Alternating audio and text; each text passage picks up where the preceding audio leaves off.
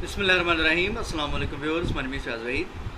Viewers, bootstrap के आज के लेक्चर में हम डिस्कस करने जा रहे हैं डॉक्यूमेंटेशन में नेक्स्ट जो हमारे पास टैब है कंटेंट के नाम से है। गेटिंग स्टार्टेड और लेआउट को हम ऑलरेडी डिस्कस कर चुके हैं। नेक्स्ट हम चलते हैं कंटेंट में, और रीबूट को मैं यहाँ पे स्किप कर रहा हूँ क्योंकि इसमें जो चीज़ें हैं वो नेक्स्ट जो हमारे पास ऑप्शंस हैं या नेक्स्ट जो टैब्स हैं उनमें कवर हो जाएंगी। ठीक है, इसमें बहुत ज़्यादा डिटेल लिखी हुई है, आप फ़िलहाल उसको स्किप कर दें। ठीक है, नेक्स्ट हम बात करते हैं टाइपोग्राफी की। अच्छा, सबसे पहली चीज़ तो दोबारा से मैं रिवाइज़ कर देता हूँ बूटस्ट्रैप की क्या है कि बूटस्ट्रैप ने बेसिकली स्टाइलिंग, जैसे कि हमने bootstrap.min.css की फ़ाइल देखी है या इसी तरीके से grid.css की फ़ाइल हमने देखी है। तो बूटस्ट्रैप ने क्या किया है, बेसिकली बूटस्ट्रैप ने बहुत सी क्लासेस डिफ़ाइन करके डिफरेंट एलिमेंट्स जो कि आप HTML में यूज़ करते हैं, फॉर एग्जांपल टेबल यूज़ करते हैं, इमेजेस यूज़ करते हैं, लिस्ट यूज़ करते हैं, लिंक्स यूज़ करते हैं, फॉर्म यूज़ करते हैं, जितने भी एलिमेंट्स हैं जो कि आप HTML में यूज़ करते आए हैं, बूटस्ट्रैप ने क्या किया है, उन्हीं एलिमेंट्स की स्टाइलिंग कर दी है, कुछ स्टैंडर्ड बना के कंप्लीट स्टाइलिंग करके आपको क्लासेस दे दी हैं कि आप जस्ट क्या करें, ये वाली क्लास यहाँ पे यूज़ कर लें, ये वाली क्लास यहाँ पे यूज़ कर लें। आपको स्टाइलिंग नहीं करना पड़ेगी। आपका जो टेक्स्ट है या जो भी आप एलिमेंट यूज़ कर रहे हैं वो एक प्रॉपर फॉर्मेटिंग में आपको ऑटोमेटिकली नज़र आ रहा होता है। ठीक है, तो ये चीज़ आपने जहन में रखनी है कि बूटस्ट्रैप का मकसद ये है। और दूसरा, बूटस्ट्रैप ने फोकस किया था मोबाइल फर्स्ट पे, यानी कि अगर आप बूटस्ट्रैप को यूज़ करते हैं तो आपका जो वेब पेज है या आपकी जो वेबसाइट है वो डिफरेंट डिवाइसेस पे आपको एक प्रॉपर व्यू देती है। फॉर एग्जांपल, अगर आप कोई वेब पेज किसी LCD पे उसका डिस्प्ले देख रहे हैं तो वो आपको एक प्रॉपर उसका डिस्प्ले नज़र आएगा। अगर आप वही वेब पेज किसी टैब पे या मोबाइल पे या डिफरेंट विड्थ के मोबाइल फ़ोन्स हैं उन पे अगर आप उसका व्यू देखते हैं तो वो भी ऑटोमेटिकली एडजस्ट होके आपको उसका व्यू नज़र आता है। तो बेसिकली बूटस्ट्रैप जो फ्रेमवर्क है उसने इस चीज़ को ज़्यादा तरजीह दी थी कि आपकी जो वेबसाइट है वो हर किस्म की डिवाइस पे ऑटोमेटिकली एडजस्ट होनी चाहिए। ठीक है, अच्छा, बूटस्ट्रैप, अब हम यहाँ पे क्या करेंगे, बेसिकली बूटस्ट्रैप ने जितनी भी क्लासेस डिफ़ाइन की हैं डिफरेंट एलिमेंट्स के लिए, हम उन क्लासेस को यूज़ करेंगे वन बाय वन और देखेंगे कि कौन सी क्लास कौन सा फंक्शन परफॉर्म कर रही है या कौन सी क्लास है जिसकी स्टाइलिंग बूटस्ट्रैप ने किस तरीके से की है। हम वो स्टाइलिंग सारी की सारी देखते जाएंगे। अच्छा, यहाँ पे टाइपोग्राफी में ऊपर आपको एक दो लाइन नज़र आ रही हैं, documentation and examples for bootstrap typography including global settings, headings, body text, list and more. अच्छा, ग्लोबल सेटिंग में बेसिकली क्या है, एक दो पॉइंट्स मैं आपको यहाँ पे एक्सप्लेन कर देता हूँ। ग्लोबल सेटिंग में बूटस्ट्रैप ने कुछ चीज़ें डिफ़ाइन की हैं। वो कौन सी हैं? एक तो उसने फ़ॉन्ट फैमिली एक डिफ़ाइन कर दी है ग्लोबली, यानी कि आप कोई भी ऑपरेटिंग सिस्टम यूज़ कर रहे हैं, कोई भी डिवाइस यूज़ कर रहे हैं, बूटस्ट्रैप ने फ़ॉन्ट फैमिली डिफ़ाइन कर दी है। ठीक है, वो कौन सी फ़ॉन्ट फैमिली है, ये एक लिंक भी दिया गया है, आप यहाँ से जाके वो कॉपी कर सकते हैं। और कॉपी ना भी करें, बूटस्ट्रैप को अगर आपने इंक्लूड करवा लिया है तो वो एक फ़ॉन्ट फैमिली जो स्टैंडर्ड उसने डिफ़ाइन कर दी है आपकी वेबसाइट के लिए, आपके वेब पेज के लिए, वो ऑटोमेटिकली अप्लाई हो जाएगी, ये वाली। ठीक है, आप इसको यहाँ से कॉपी पेस्ट कर सकते हैं। iOS के लिए या मैक ऑपरेटिंग सिस्टम है, विंडोज़ है, एंड्रॉयड है या कोई भी ऑपरेटिंग सिस्टम है, सब के लिए उन्होंने फ़ॉन्ट फैमिली को डिफ़ाइन कर दिया है।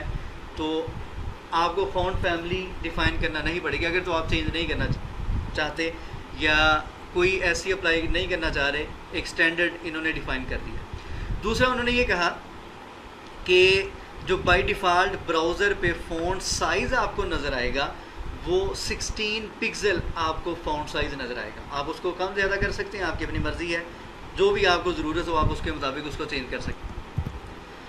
ठीक है जी, उसके बाद use the font family base, font size base and line height base attributes as your typographic base. Body में आप ये एट्रीब्यूट्स यूज़ कर सकते हैं फ़ॉन्ट फैमिली के लिए, फ़ॉन्ट साइज़ के लिए या लाइन हाइट के लिए।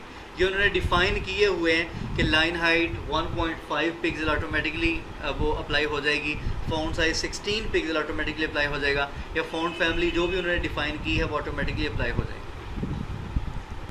ठीक है, ये ग्लोबल सेटिंग्स हैं जो कि उन्होंने आपके वेब पेज पे बॉडी पे वो अप्लाई ऑटोमेटिकली हो जाएंगी। ठीक है, उसके बाद उन्होंने कहा set the global link colour via link colour, ये एक एट्रीब्यूट है, वो कह रहे हैं इसको आप यूज़ करें तो ऑटोमेटिकली क्या होगा, आपने जो लिंक यूज़ किया होगा उसका कलर जो ग्लोबली उन्होंने सेट किया है वो अप्लाई हो जाएगा।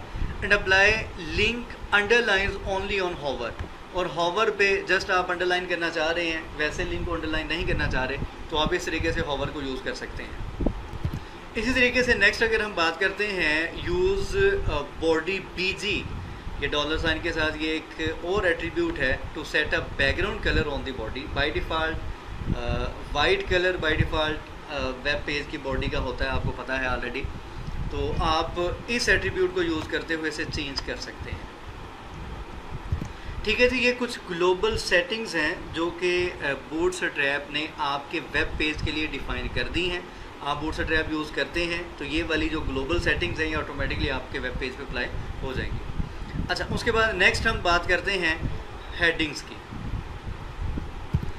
HTML में हमने 6 टैग्स पढ़े हैं हेडिंग्स के लिए, H1 से H6 है। ठीक है, उसमें क्या है, फ़ॉन्ट साइज़ का आपको डिफरेंस नज़र आता है और आप हेडिंग को यूज़ करते आए हैं। अच्छा, बूटस्ट्रैप ने अब यहाँ पे हेडिंग्स के लिए क्या किया, बूटस्ट्रैप ने ये कहा है कि आप फॉर एग्ज़ाम्पल अगर H1 से H6 तक जो हेडिंग्स के टैग्स हैं उनको आप यूज़ नहीं करते, बल्कि आप यूज़ करते हैं कोई और एलिमेंट। फॉर एग्ज़ाम्पल मैं एक पैराग्राफ यूज़ कर लेता हूँ और मैं यहाँ पे राइट कर देता हूँ आई एम अ हेडिंग। ठीक है, इसी को हम कॉपी पेस्ट कर लेते हैं।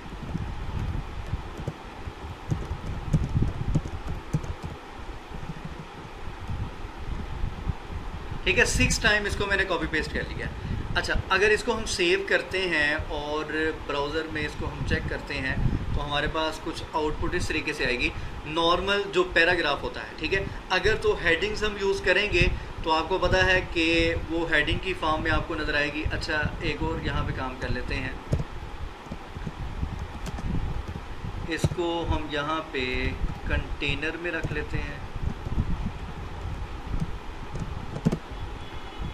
उसके बाद यहाँ पे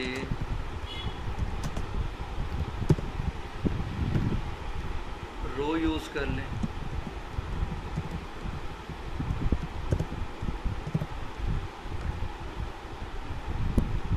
उसके बाद अगर तो कॉल यूज़ करना चाह रहे हैं तो यूज़ करें।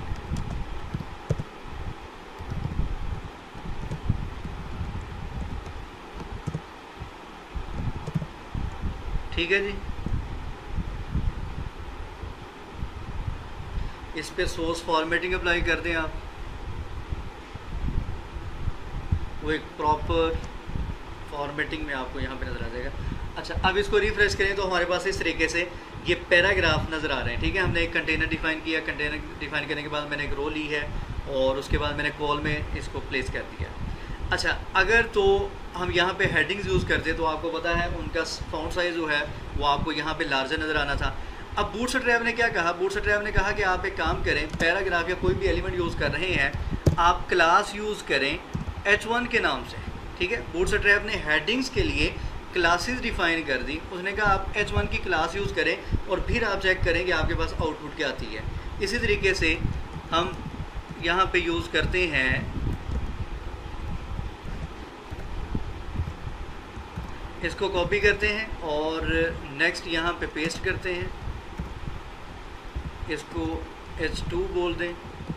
इसी तरीके से थर्ड पैराग्राफ के लिए यहाँ पे इसको यूज़ कर लें H3 और फोर्थ पैराग्राफ के लिए इसको यहाँ पे यूज़ कर लें H4। और इसी तरीके से यहाँ पे ये अब क्या किया है, बेसिकली यहाँ पे बूटस्ट्रैप ने कुछ हेडिंग्स के लिए क्लासेस डिफ़ाइन कर दी हैं कि बजाय इसके अगर आप हेडिंग का टैग यूज़ नहीं करते, अवल तो कोई मसला नहीं है, आप यूज़ कर सकते हैं, लेकिन बूटस्ट्रैप ने क्या किया है, बूटस्ट्रैप ने आपको क्लासेस डिफाइन करके दे दी हैं कि अगर आप तो हेडिंग्स के टैग यूज़ नहीं कर रहे तो आप क्या करें, हेडिंग्स के लिए उन्होंने क्लासेस कुछ डिफाइन कर दी हैं H1 से लेके H6 तक, ठीक है। आप उनको यूज़ करें, आपको एग्जैक्टली वही H1, H2, H3 and so on, आपको वही हेडिंग्स यहाँ पे नज़र आ रही हैं। फ़ॉन्ट साइज़ आपके सामने है, वो एक दूसरे से डिफरेंट है जैसा कि नॉर्मली हेडिंग में होता है। तो बेसिकली यहाँ पे टाइपोग्राफिक से मुराद यही है कि हेडिंग्स हैं, पैराग्राफ्स हैं, लिस्ट है, इमेजेस हैं, डिफरेंट यहाँ पे क्लासेस वगैरह डिफ़ाइन की हैं टेक्स्ट के लिए, जिनको आप यूज़ कर सकते हैं टेक्स्ट की फॉर्मेटिंग करने के लिए या उसको डिफरेंट स्टाइल में या डिफरेंट फॉर्मेटिंग में देखने के लिए। तो आप इसकी प्रैक्टिस करें। फ़िलहाल मैं इसको यहाँ पे वाइंड अप करता हूँ, लेक्चर ज़्यादा लेंथी हो गया।